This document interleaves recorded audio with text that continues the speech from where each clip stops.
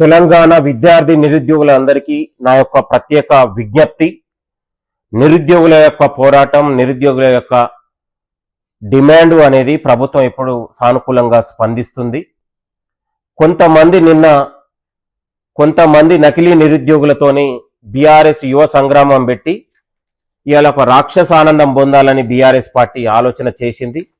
ఇలాంటి నకిలీ నిరుద్యోగుల పట్ల తెలంగాణ అసలైన నిరుద్యోగులు గమనించాలని, వీళ్ళ యొక్క వ్యవహారం రాజకీయ పార్టీలకు బీఆర్ఎస్ పార్టీ దగ్గర అమ్ముడు పోయి ఇవాళ నిరుద్యోగుల ముసుగు వేసుకొని అసలైన నిరుద్యోగుల యొక్క డిమాండ్ను తప్పుదారి పట్టిస్తా ఉన్నారు.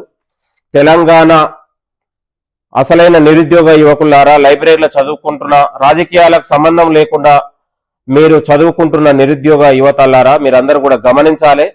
ఇలాంటి నకిలీల పట్ల మీరందరూ కూడా జాగ్రత్త వహించాలని కూడా కోరుతా ఉన్నాం. బీఆర్ఎస్ పార్టీ యువ సంగ్రామం పేరుతోని నకిలీ నిరుద్యోగుల్ని కూడగట్టుకొని ఆడినటువంటి ఒక డ్రామా లాగానే చూడాలి. తెలంగాణ విద్యార్థి నిరుద్యోగుల పట్ల, యువత పట్ల ప్రభుత్వానికి ఒక ప్రత్యేకమైన సానుకూలంగా ఉంది. ప్రతి ఖాళీలను భర్తీ చేసే బాధ్యత గౌరవ ముఖ్యమంత్రి రేవంత్ రెడ్డి గారు చూసుకుంటారు. ఖచ్చితంగా నిరుద్యోగ నిర్మూలన కోసం ఈ ప్రజాపాలన పనిచేస్తా ఉంది.